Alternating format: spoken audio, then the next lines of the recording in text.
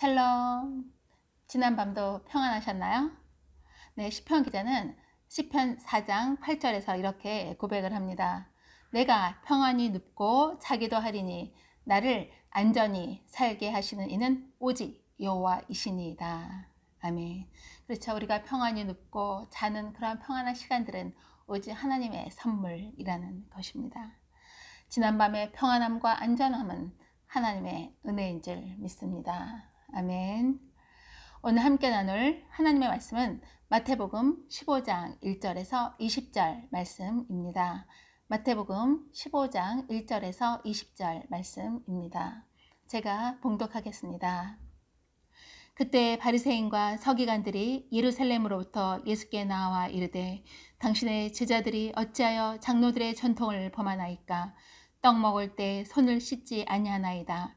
대답하여 이르시되 너희는 어찌하여 너희의 전통으로 하나님의 계명을 범하느냐? 하나님이 이르셨을 때 내 부모를 공경하라 하시고 또 아버지나 어머니를 비방하는 자는 반드시 죽임을 당하리라 하셨거늘 너희는 이르되 누구든지 아버지에게나 어머니에게 말하기를 내가 드려 유익하게 할 것이 하나님께 드림이 되었다고 하기만 하면 그 부모를 공경할 것이 없다 하여 너희의 전통으로 하나님의 말씀을 폐하는도다.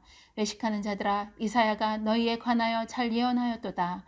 일렀으되 이 백성이 입술로는 나를 공경하되 마음은 내게서 멀도다. 사람의 계명으로 교훈을 삼아 가르치니 나를 헛되이 경배하는도다. 무리를 불러 이르시되 듣고 깨달으라.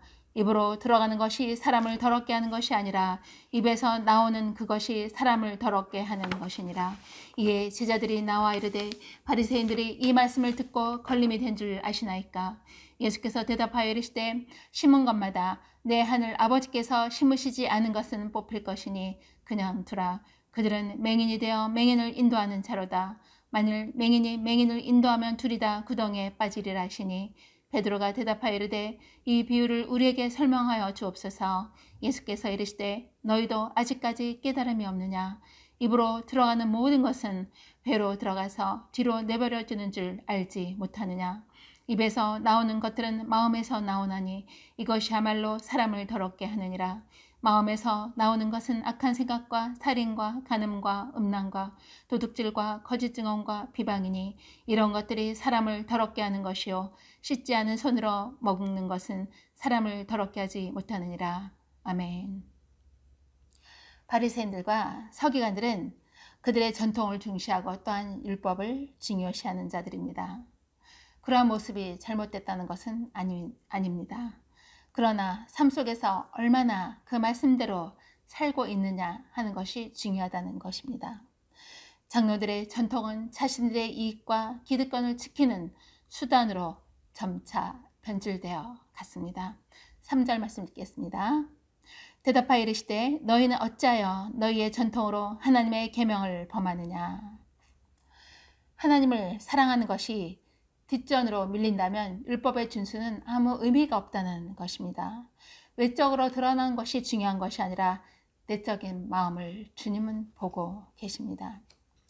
저는 오늘 말씀을 준비하면서 특별히 부모님 공경에 대해서 다시금 생각해보는 시간이 되었습니다.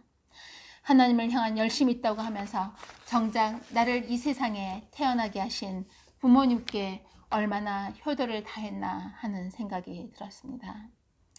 하나님을 향한 사랑은 부모님을 향한 사랑으로 나타나야 합니다. 하나님을 공경하는 것과 부모님을 공경하는 것이 동시에 이루어져야 한다는 것입니다. 4절에서 6절은 이렇게 말씀합니다. 하나님이 이르셨을 때 내 부모를 공경하라 하시고 또 아버지나 어머니를 비방하는 자는 반드시 죽임을 당하리라 하셨거늘 너희는 이르되 누구든지 아버지에게나 어머니에게 말하기를 내가 드려 유익하게 할 것이 하나님께 드림이 되었다고 하기만 하면 그 부모를 공경할 것이 없다 하여 너희의 전통으로 하나님의 말씀을 폐하는도다. 아멘. 10계명 중에서 사람을 향한 그런 사랑의 계명의 첫 번째가 뭘까요? 네, 제5계명이죠. 내 부모를 공경하라 입니다. 5계명 내 부모를 공경하라. 이것이 바로 사람을 향한 그 사랑의 첫 번째 계명입니다. 그만큼 하나님께서는 저희들이 부모님께 효도를 다하고 부모님께 공경하기를 너무나 원하고 계신다는 것입니다. 요즘 코로나로 인해서 부모님을 자주 찾아뵐 수 없는 것이 현실입니다. 그렇다 하더라도 전화라도 자주 드렸어야 하는데 너무나 엄마에게 무심했구나 하는 생각이 저는 들었습니다.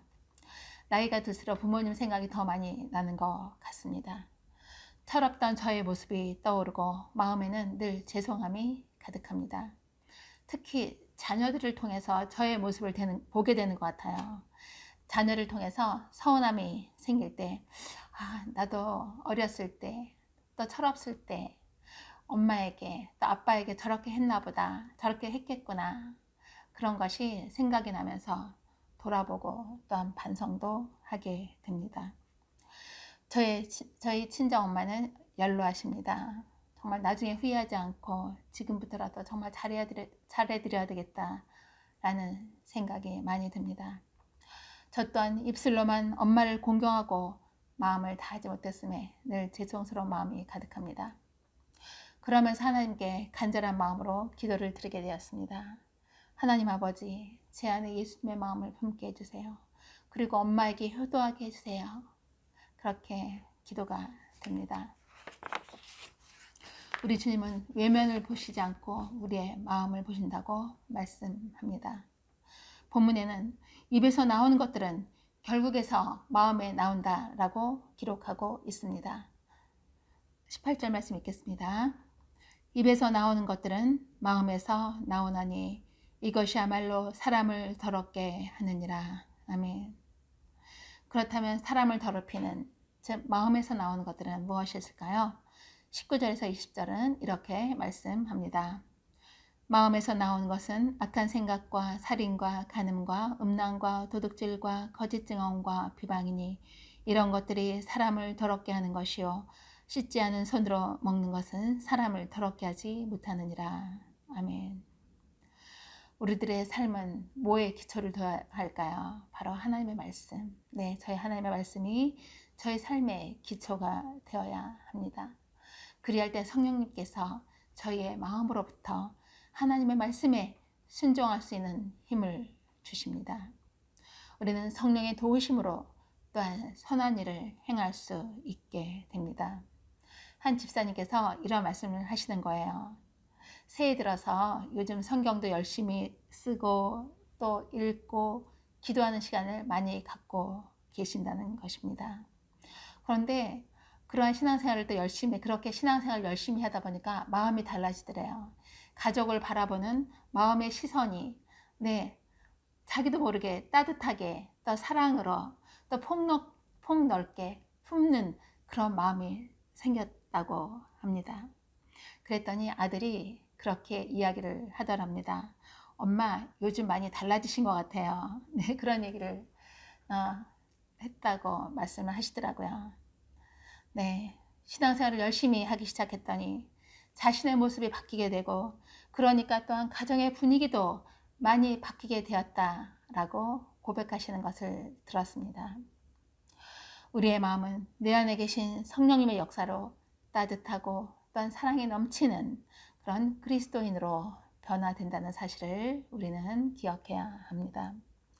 선한 것을 심는 자는 선한 것을 낸다라고 말씀합니다.